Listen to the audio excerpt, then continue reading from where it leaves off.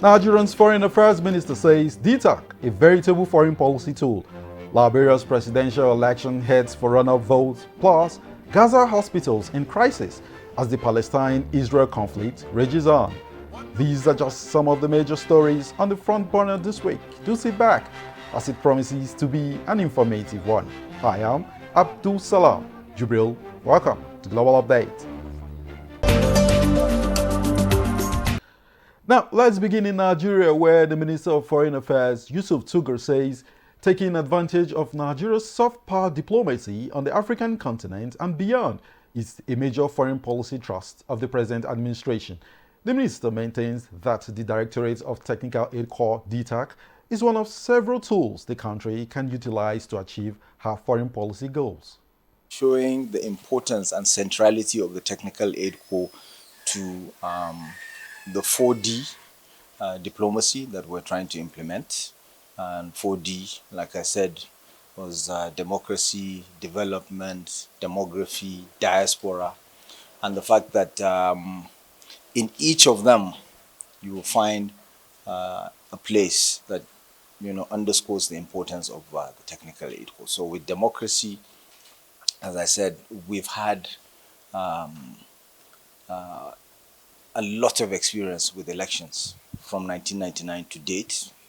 They've improved. People like us have been victims in elections before the introduction of card readers. Now we've graduated gradually to BVAS, and it will continue to improve. So there's that experience that we can share when we send out workers that will help in strengthening democratic institutions in other countries. With development, I gave the example of Guyana that has just discovered hydrocarbons, oil and gas.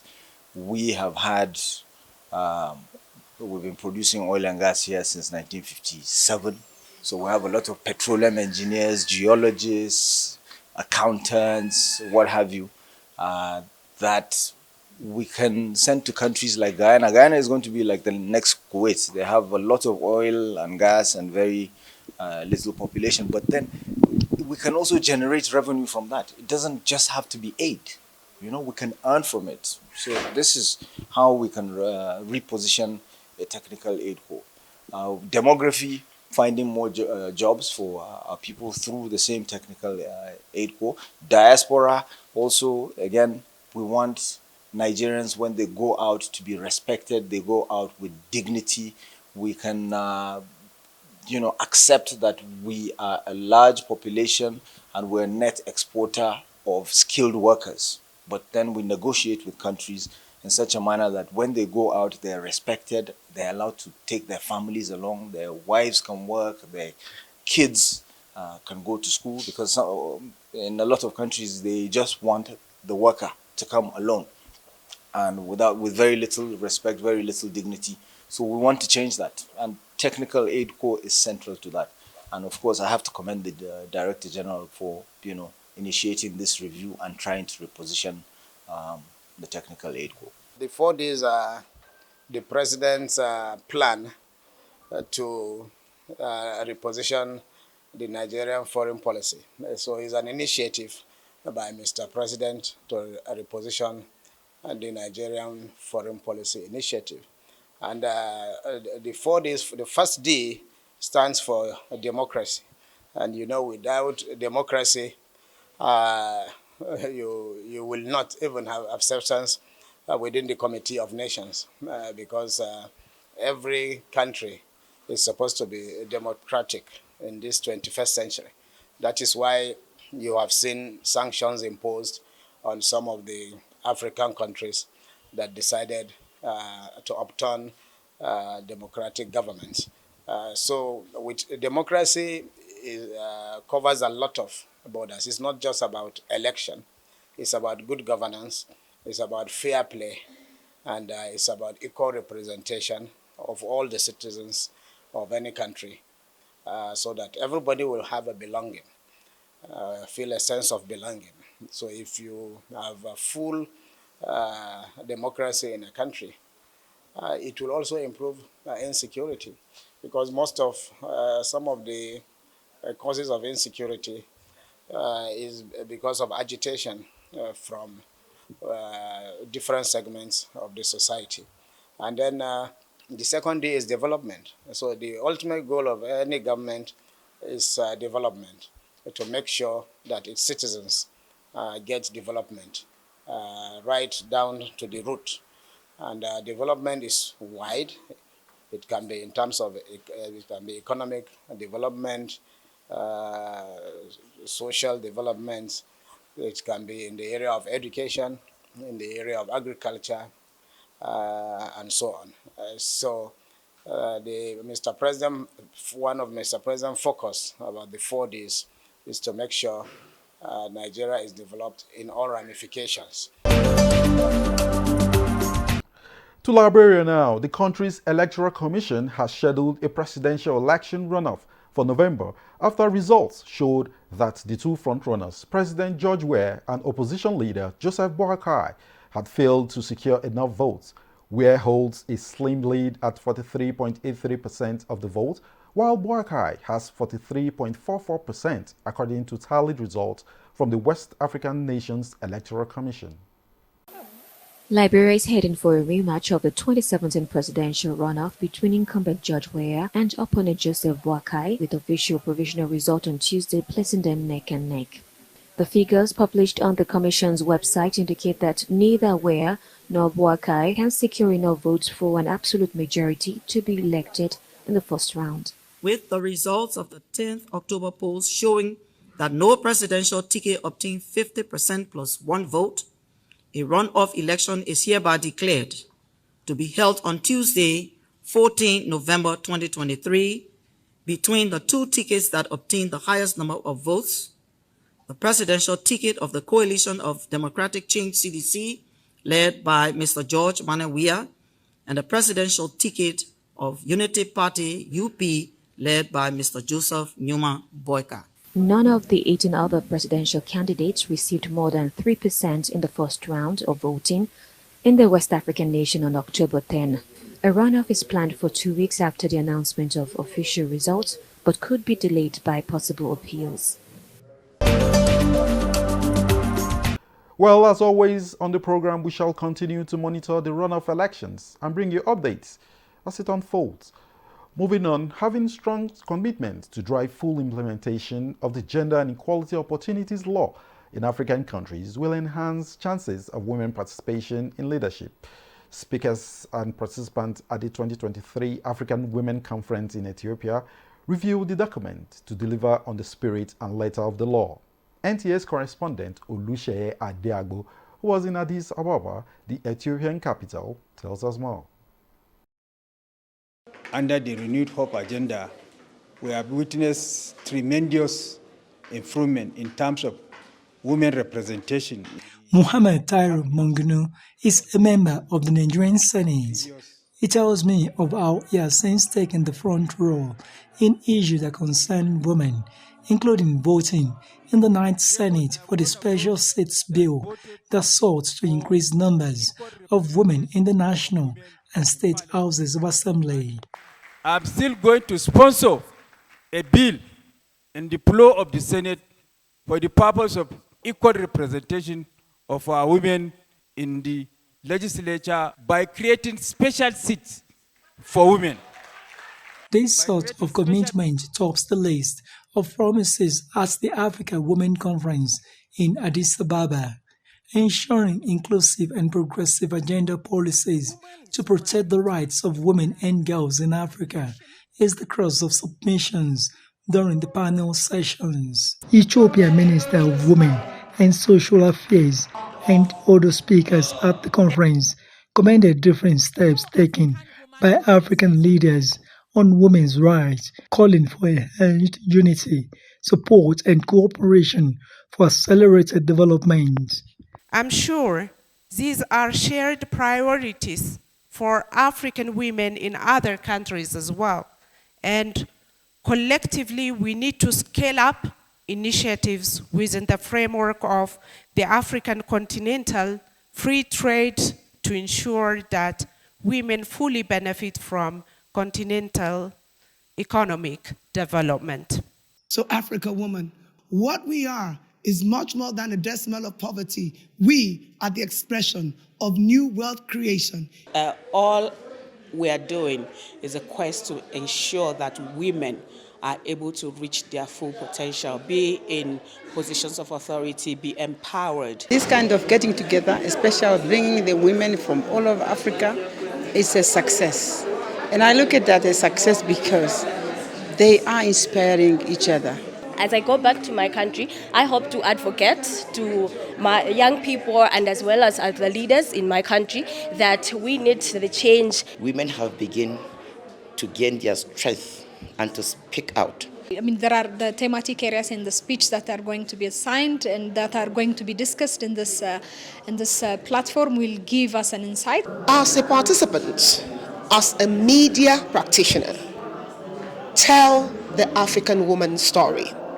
Be the voice that bears the story of the African woman. The program has been amazing, and then for me as the poem, my take home is that as women we need to collaborate more, we need to be open to ideas. It's really mind-blowing. What I particularly appreciate is that the conveners have created very strategic networks through this conference in facilitating growth, not only within Nigeria and Ethiopia, but throughout the continent. Already, Nasarawa State University, Kefi, Nigeria, in the last edition in Gambia, committed to using the Citadel of Learning to strengthen leadership education program for women across the region. We decided that we'll start certificate in women leadership and diploma in women leadership.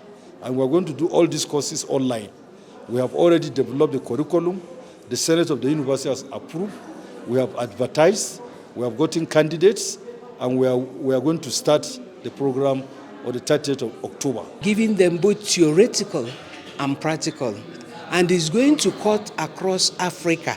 In fact, the world beyond. It is online all through for African Women Conference to be able to help their cause as they are looking after the cases involving women. The Africa Women Conference is a platform where activists on women and girl child's rights from across the region meet for robust dialogue that will birth productive partnerships and gender policy options. Now, in Sudan, since the authorities inaugurated a new passport office in the eastern city of Port Sudan in late August, hundreds of people have lined up all day, every day. They are desperate to obtain paperwork that will allow them to leave Sudan's deadly war behind. Tariq Ahmed has been waiting for months to leave the country. He arrived here in Port Sudan on the Red Sea with his family from the capital Khartoum, hoping to acquire passports. It's my first time to come here, and I've done everything in one day. I was lucky. I want to travel with my family as the situation in the country is deteriorating. The passport authorities opened their doors to the public in the main population centers outside Khartoum in September. Thousands of people have been moving to them since. Meanwhile, the war continues, and very few people are immune to the chaos.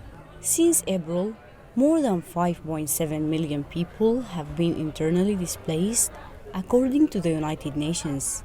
About 1.1 million have crossed to neighboring countries. Many more are looking to join them, but it's taking time. One of the biggest challenges that faced us was to save the servers and records, as it was located near the fighting area in the capital. The police made huge efforts to facilitate issuing passports and IDs, as it wants to ease people's movement during this difficult time. I have been waiting for this for so long. I lost my passport in Khartoum, and like other Sudanese people, I need to travel during this difficult time. And issuing passports at a period like this is a huge and appreciated effort. Fortunately, Sudanese expats are able to renew their passports in many Arab countries now. However, back home, as the conflict deepens in the capital and other regions, many like Tariq and his family hope their turn to leave won't be very far away. A break is up next. Not to worry, when we return, we shall bring you more stories away from the African continent. Stay with us.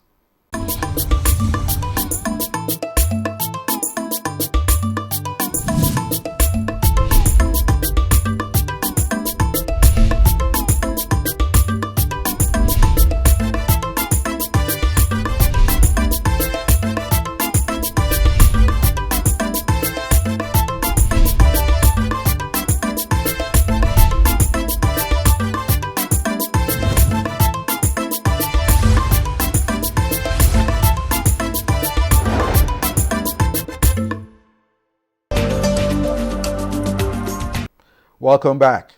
And if you just tuned in, the program is Global Update, where we bring you up to speed with events in the past week. To the Middle East now, fuel crisis strikes Gaza Strip as the Israel-Palestine conflict rages on. The ban on fuel is affecting everything from movement to powering makeshift hospitals. It could be a matter of days or even hours before the Al-Aqsa Martyrs Hospital in central Gaza is shut down completely. The hospital needs fuel to power electricity and water to keep desalination plants running. Doctors in Gaza have called upon citizens to donate any stored fuel they may have. It is especially critical to support patients in intensive care, prenatal unit, and operating rooms. Fuel and diesel in Al-Aqsa Martyrs Hospital are starting to run out. And if it continues to run out, all the injured inside the hospital will die, and the hospital will turn into mass graves because the operating rooms are not operating. The shortage of fuel in the coastal enclave is also affecting the function of paramedics and civil defense crews in Gaza. There are many missions that we withdrew from, and there are martyrs under the rubble because there is no diesel for the excavator. Sometimes the excavator and bulldozers are there, but there is no diesel to operate them.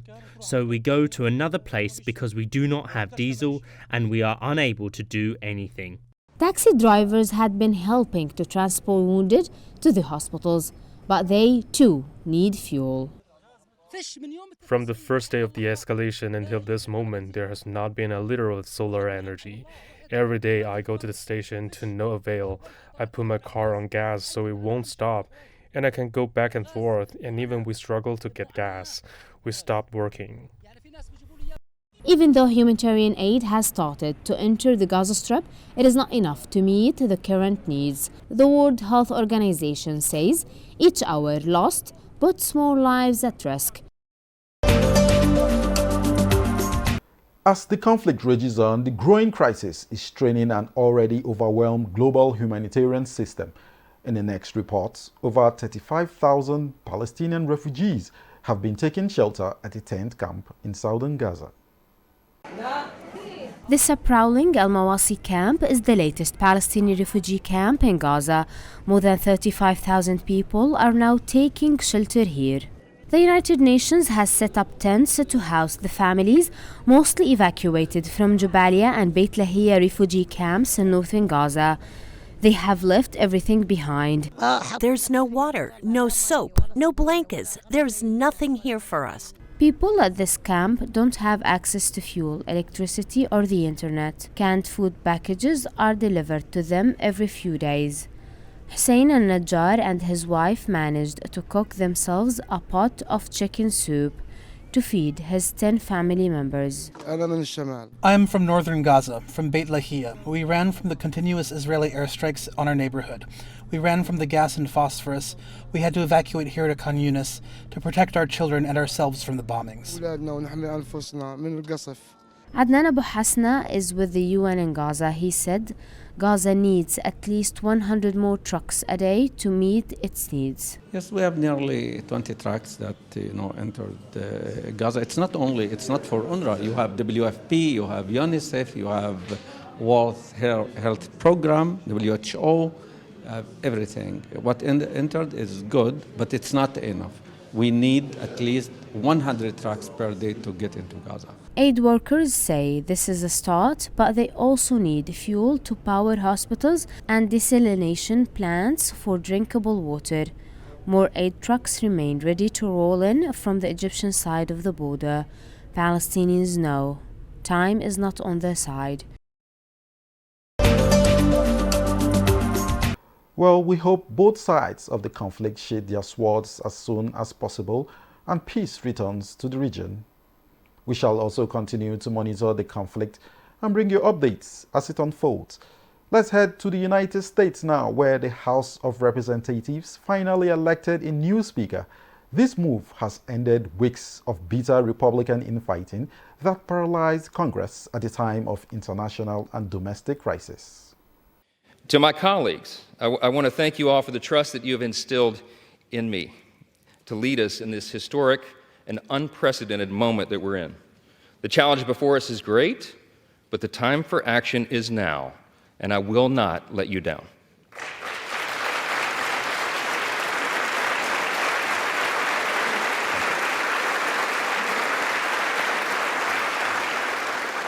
I want to say to the American people, on behalf of all of us here, we hear you. We know the challenges you're facing. We know that there's a lot going on in our country, domestically and abroad, and we are ready to get to work again to solve those problems, and we will. Our mission here is to serve you well, to restore the people's faith in this House, in this great and essential institution. My dad, it was mentioned, my dad was a firefighter. He was an assistant chief in the fire department in my hometown of Shreveport, Louisiana, a little town in northwest Louisiana. On September 17, 1984, when I was 12 years old, he was critically burned and permanently disabled in the line of duty. All I ever wanted to be when I grew up was the chief of the fire department in Shreveport. But after the explosion on that fateful day, he nearly died, and it was a long road back, and it changed all of our life trajectories. I'm the oldest of 4 kids, and my dad, he lived with pain all the rest of his life for decades more, and I lost my dad to cancer 3 days before I got elected to Congress, 3 days. And he wanted to be there at my election night so badly. I'm the first college graduate in my family. This was a big deal to him. And so it was several weeks after that. It was early 2017. It was my freshman term, and it fell to me to be in the rostrum one night to serve here as Speaker Pro Tem. I thought that was a big deal until I figured out that's what you do for freshmen late at night. And I think if my memory serves, Miss Jackson Lee was winding down one of her long, eloquent speeches. And not that I was not enraptured by her speech, but I looked up at the top in the chamber there, and I saw the face of Moses staring down. And I just felt in that moment the weight of this place, right? The history that is revered here and the future that we are called to forge. Now, on a lighter note, China recently launched the Shenzhou 17 crewed spaceship. This latest mission is part of a growing space program that plans to send people to the moon by 2030. With the crowd cheering, the Shenzhou 17 crew embarked on a journey that will see them spend 6 months aboard China's space station. At 11:14 on Thursday morning, the Shenzhou 17 mission launched from Jiuquan Satellite Launch Center. The launch was declared a complete success. On board is the youngest Shenzhou crew ever, averaging 38 years old. The 3 members will replace the Shenzhou 16 crew that's currently on board the Tiangong space station, and the Shenzhou 16 crew is scheduled to return to Earth in a few days. The Shenzhou 17 mission is China's second manned mission this year, and the second since China's space station entered long-term operation. And it's 2 decades after China sent its first taikonaut to space in October 2003. Thursday's launch is also the 21st for China's Long March 2F carrier rocket, and there's been a changing of the guard when it comes to the vessel's chief designer, reflecting the development of China's next generation rocket. And that concludes this edition of the program Global Update. Do join us same time, same station for another interesting episode of the program. I am Abdul Salah Jibril. Many thanks for watching.